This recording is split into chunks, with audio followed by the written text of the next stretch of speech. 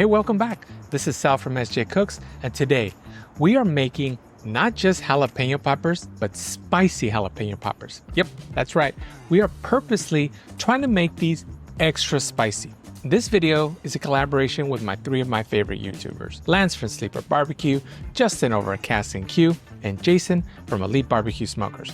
This is a tailgate collaboration where all four of us are going to be cooking some delicious tailgate food in order to kick off the new football season. So be sure to jump on their channels and check out their recipes. I'm sure they're going to be delicious. Now let's get started here and start off by prepping up these spicy jalapeno poppers.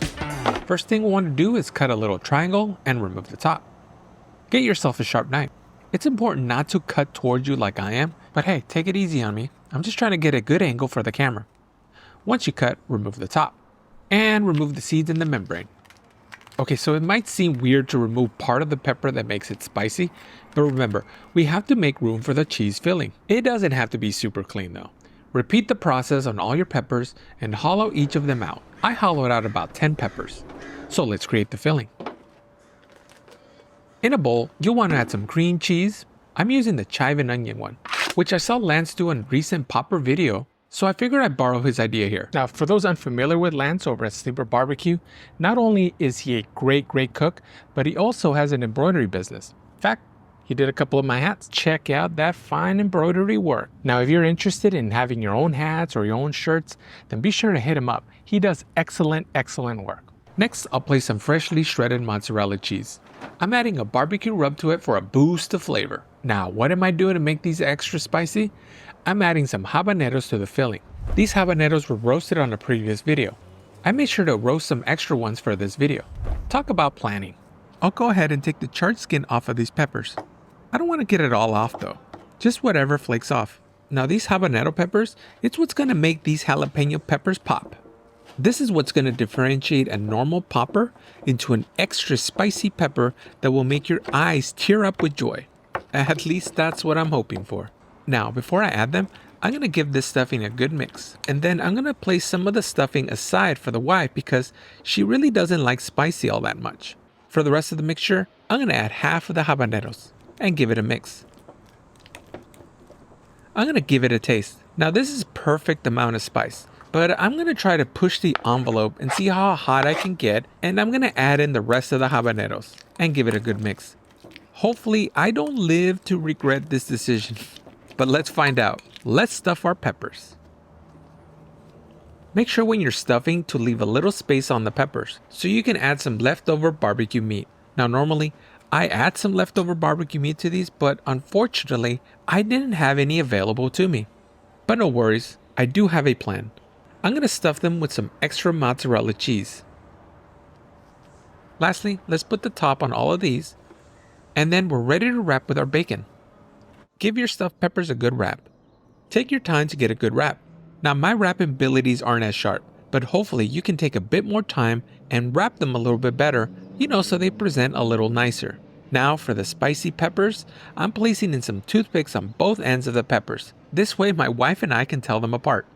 The wrap job on this one looks pretty good, huh? Once you get them all wrapped, let's start up our grill. I'm using the Slow and Sear travel grill for this cook. This is a great little grill and has all the features a Slow and Sear Kettle has.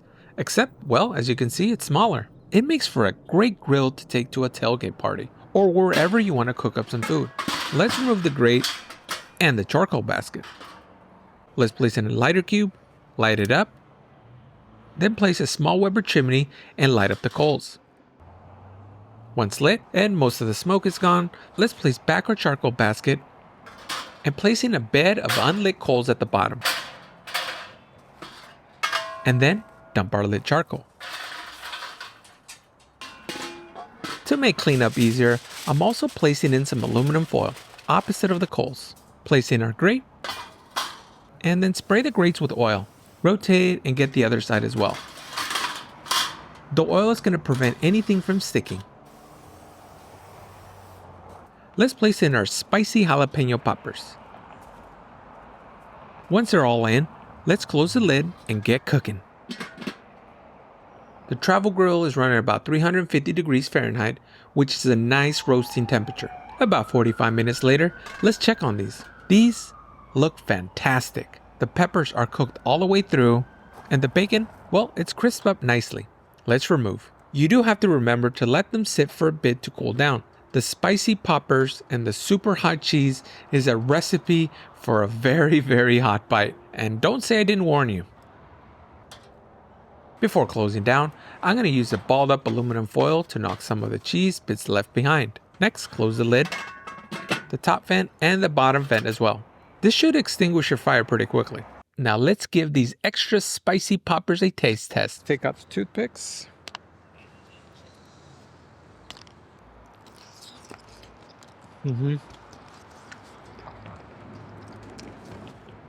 The fact that the popper is hot, like screaming hot, the bacon is really hot, and you add that to the heat of the habanero in there, it definitely definitely packs a punch.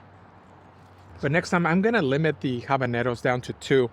I think 3, although delicious, it might have taken it a little bit past that where other people might not find it as enjoyable as I do. Now these peppers are packing some heat, and they're perfect, absolutely perfect for some tailgating. Give these a shot, and I'll see you on the next one.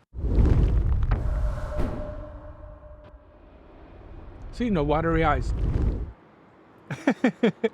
No running nostril? Well, a little bit.